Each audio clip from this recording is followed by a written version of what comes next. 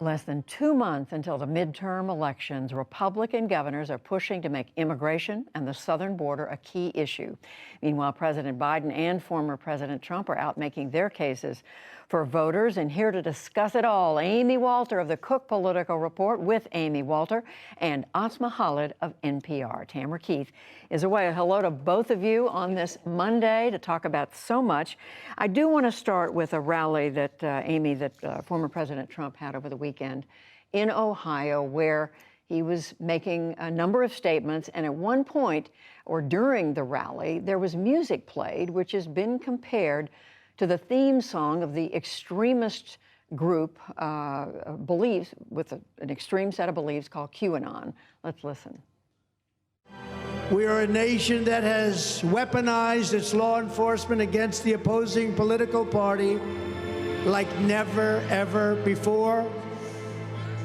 We've got a federal Bureau of Investigation that won't allow bad election-changing facts to be presented to the public.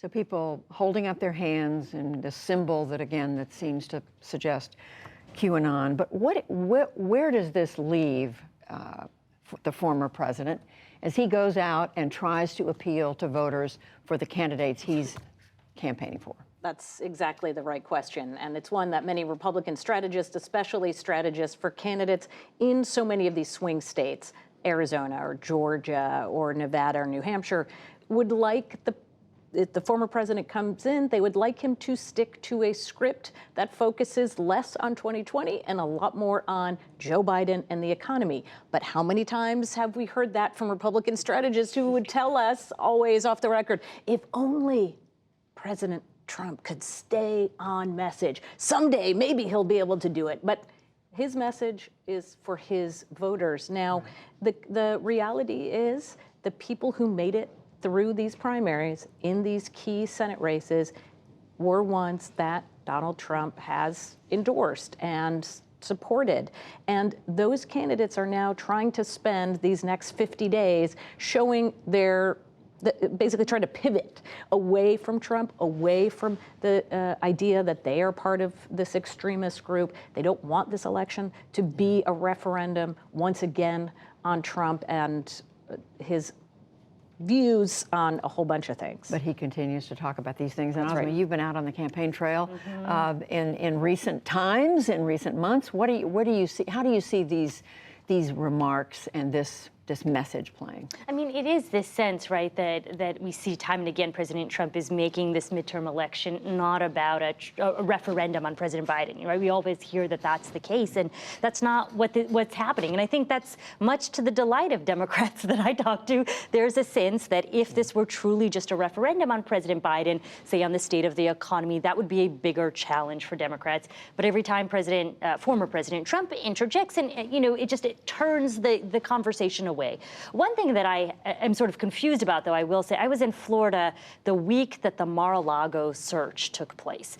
And I went to a Republican club meeting there, was speaking with a number of women, and there was a sense that perhaps more than the economy, the search of the former president's home could really energize Republican base voters. So I will say that to me is still unclear, the degree of energy that might have for Republican base voters. But when you talk about independents, I mean, no, I don't think this is really energizing them. Yeah. And I mean, and we'll see, because that issue of what happened at Mar-a-Lago is still playing out in the courts, and we'll see where that goes. So there's a new poll that comes out, and we don't pay attention to every single poll, but this one struck us as interesting. This is the New York Times and Siena College looked at Hispanic voters, and a large group of Hispanic voters they surveyed, Amy, and what you see should be good news for Democrats is 56% say they're supporting Democrats, 32% Republican. On the other hand, Right, that's the Democrats want to think they're going to do a whole lot better. They're going to win 70% of these voters, which is when we were talking. That's right. In the past. They have done in the past, certainly during the Obama era. And remember, Obama, his message in 2012 and 2008, but it continued in 2012 was basically one of demographic destiny. That eventually the fact that this country is getting more and more folks who are coming in who into the voting age who are Latino. That's only going to help Democrats. I talked to a Democratic group today, actually, who put out their own numbers on Latino voters. They are focused, they're a progressive organization focused on Latino voters. They had very similar data. Their takeaway was this. The good news is, we're not doing any worse among voters, Latino, than we were in 2020. We seem to be just sort of stuck in where things ended up in 2020. And the group that has moved the most, not surprising, younger men. And the economy's still the biggest issue. It was a big issue in 2020. It's obviously an issue there. The other thing this person told me is, look, these voters, we assumed for years that at the end of the day, they were always going to break for Democrats. We can't assume that anymore. What are you hearing about this? I agree with that. I mean, there's also geographic diversity, right? And you do see that Republicans tend to do better with Latino voters in both Texas and Florida. Obviously, both of those being very key states as we look to the midterm election cycles. But a lot of votes. I mean, right? I think that there is a sense, as you were saying, that for years Democrats had assumed that they would be able to gain a certain percentage of Latino voters, and we saw that the former president did actually better with Hispanic voters in 2020 than he did in 2016. I think to the surprise of many Democratic analysts. But what I hear often from specifically younger Latino voters is a sense that the Democratic Party has taken their vote for granted for years, and they want greater outreach. And on the flip side, you have seen a Republican Party that is making a strong effort to court those same voters. Well, and the demographics now working against Democrats. It's younger or maybe more middle-aged, 30s to 40s Latinos who are more Republican-leaning. It's actually the older voters that are the most supportive of Democrats. So as new voters age in, that doesn't necessarily mean a good thing for Democrats. What can Democrats say, Asma? I don't know that it's always a saying. This is what I hear, right? That Republicans have shown up, that after, I would say, the 2020 election, they built these centers in different communities, right, to specifically court minority groups, different groups, but specifically, let's say, in certain communities, Latino voters.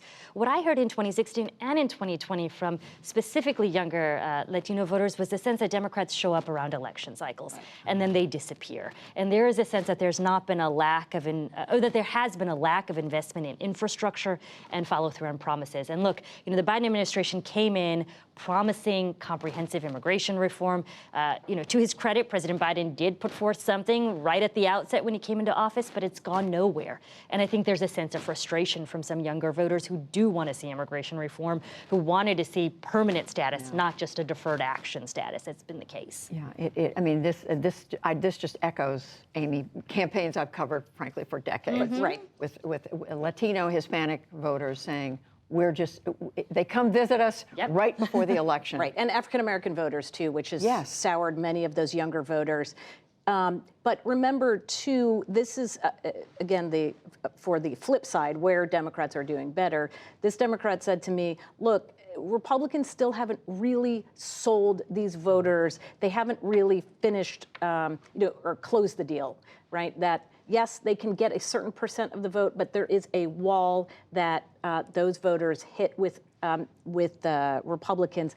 A lot of it is derived from the fact they still see Republicans as the party of the wealthy and the elites, and there we go. And we can't forget, again, how diverse this Latino Hispanic vote is. It is not monolithic. Amy Walter, Asma Khalid, thank you both.